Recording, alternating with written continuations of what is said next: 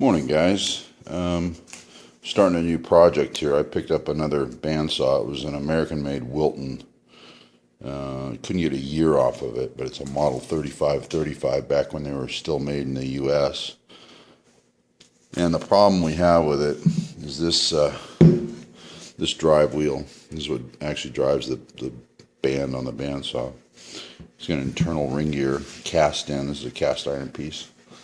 And this was the bearing assembly for it, and that's a steel shaft with two double row bearings. So there's 4 bearing sets there, and that line there tells me that there's an angular contact in there as well. So this is a pretty stout little bearing assembly. But the trouble we have is the nut on the end had gotten loose. There's a captive nut that goes on those threads, and it really chewed up the internal bore. I don't think I can get you down in there to see it, but the internal bore of this thing is just a goner. So what we're going to do, first thing, we're going to get this on the lathe and get some centers drilled in the ends. You can see I had a gear puller on there getting it apart. There was a lot of metal chips and stuff in there, binding it up, and it was pretty rattly, but we're going to get centers cut in the ends of the shaft on both ends, indexed off of this bearing set, and just kiss this. The shaft's about 2,000 out, so we're just going to barely clean this up.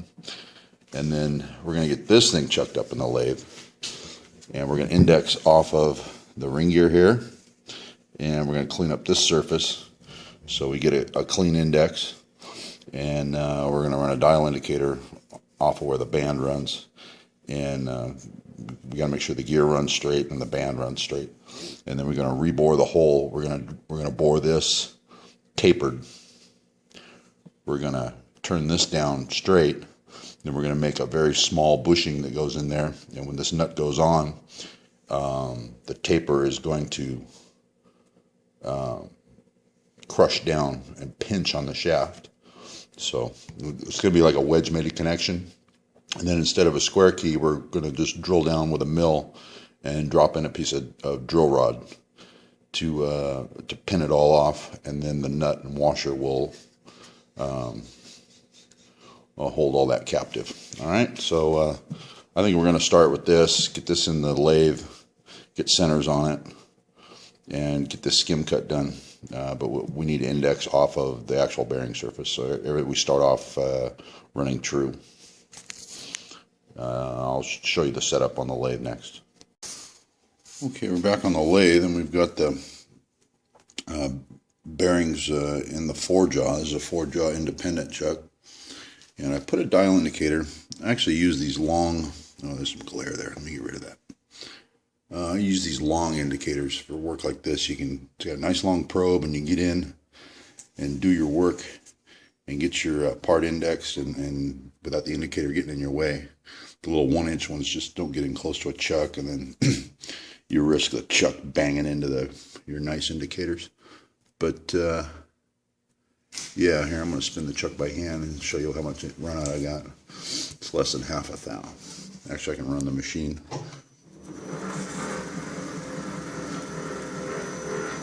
There's your run out. You can see that needle just barely moving. But you're indicated on the bearing. Now the shaft's another story. You say, because I can grab the shaft and just stop it because it's in a bearing. So how do I drive that? What we're trying to do is get a center hole out here. So how do I drive this shaft and keep the bearing from turning? You do that with a dog. And I'm going to show you how to do a dog in this chuck and drive this shaft so we can come in with a tailstock and get a center hole in the end of this shaft.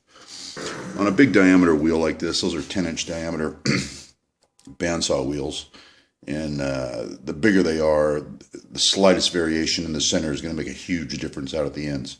So when it comes to center points and shaft work, you need to be very precise. But let me get set up to center drill with the lathe dog on there, and I'll shoot another quick bit. Alright, we're back, and got the lathe dog set up. That's just a simple clamp And this is a good application for a lathe dog. So what we're trying to do is drive the center shaft, and I've just got the dog. I used a 90-degree dog, and it just hooks onto the one of the vice jaws.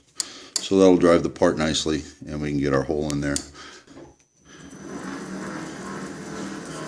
I'm just going to do it real slow.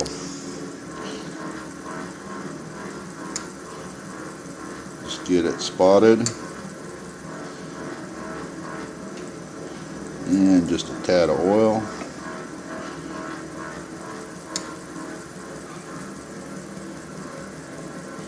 And that is a 60-degree center drill there. And that's the centers we use is 60 degrees. So after we get out to a dimension on the major part of the drill, we can stop.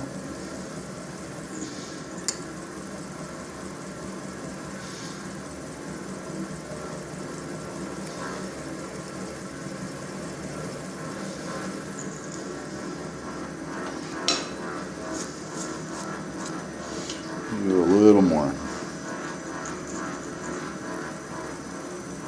Just something for our center to catch in. That's plenty there. Alright.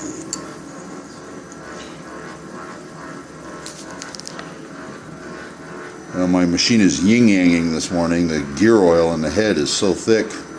It's kind of chilly this morning. And the gears in the gear head don't like that. But anyways, that's how you use a dog to drive a part that can't otherwise be driven. And what we got there is a very small, let me back up the tailstock here.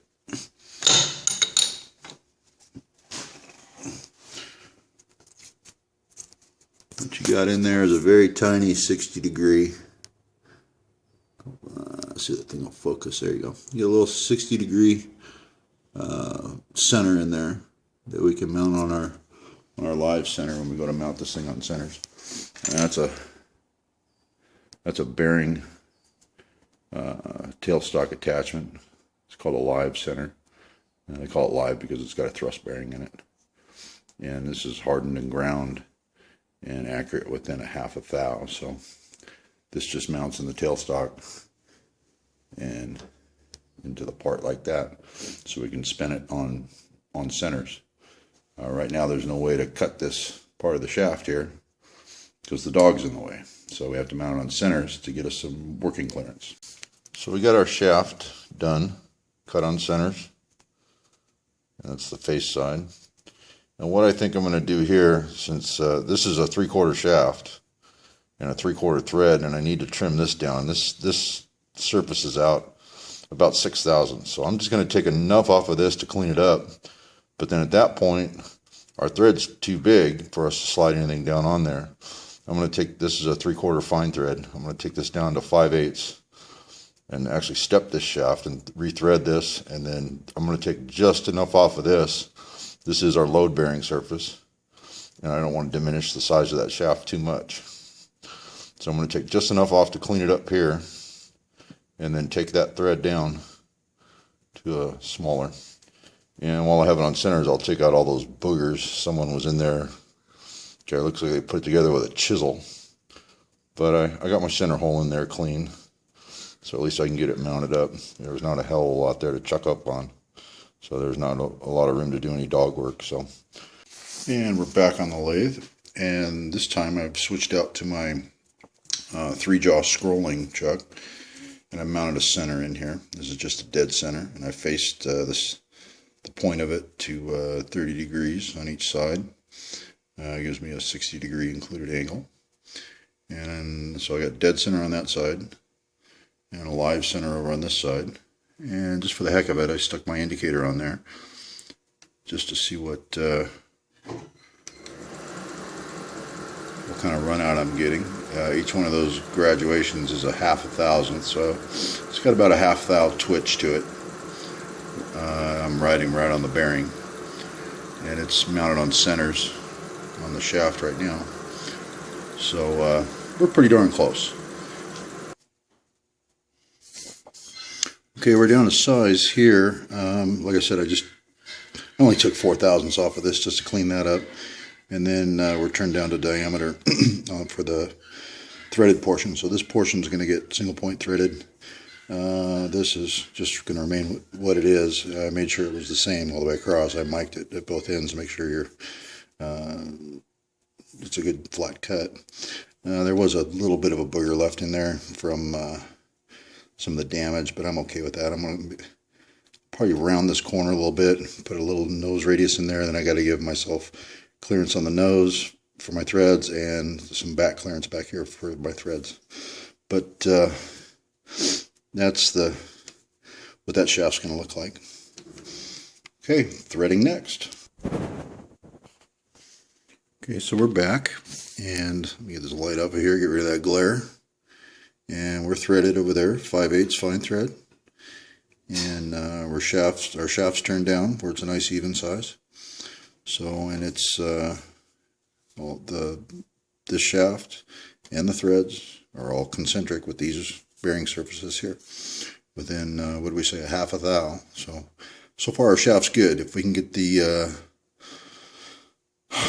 driven pulley to do the same and follow that, we'll be in real good shape. But there's still a few things that could go wrong with this stunt, but we'll take it one step at a time. Next up, we're going to be working on the pulley.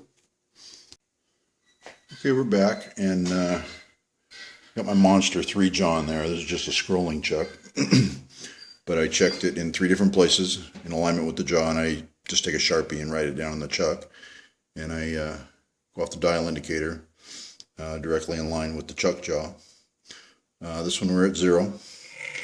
And then you spin it around to this one here, and this one we're slightly positive, which is less than 1/2 thou.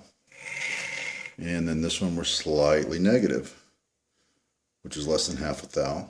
And that's going to give us probably about a 1/2 thou of total run out, which I'm okay with. And what you do in these cases, Pepsi cans make great shims. They're about 4,000 to 5,000 seats, always measure them. But if you ever need to shim out a 3 jaw to get your part running straight, just use aluminum cans. They're soft, they deform easy when you crush into them, they don't destroy the part.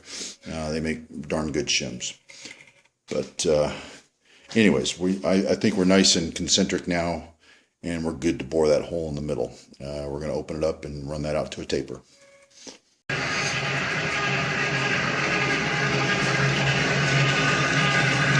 So here's a boring job. God, I cracked myself up. That is just getting into the old keyway and getting cleaned up now. I'm using a boring bar instead of drill bits and reamers and things like that, so I want to get that hole dead center. A boring bar will always make the roundest hole. A drill bit or a reamer or what have you will just follow whatever hole's already there. So if you start off with a hole off center, you're going to end up with a hole off center. And if you remember, that center of that thing is pretty hogged out. But anyways, we're going to finish boring this thing out, getting it cleaned up. I'm going to face this front right here.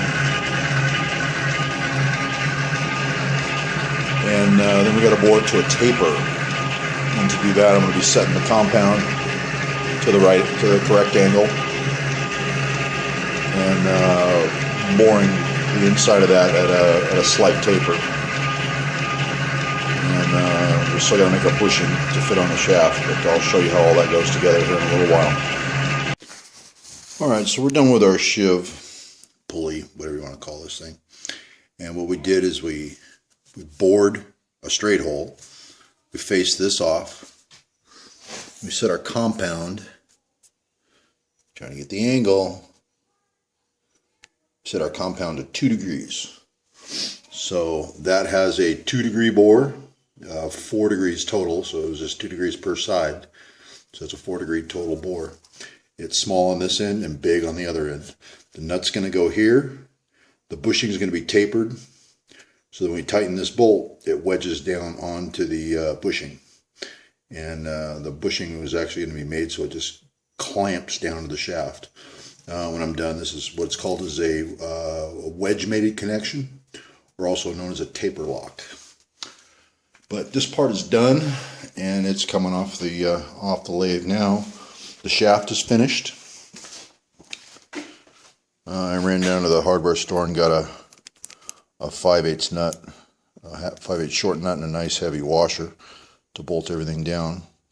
And now we just measure this for the ID on our bushing, and measure the taper in the sheave for the OD on the bushing, and then make a bushing, and then these two can become one again.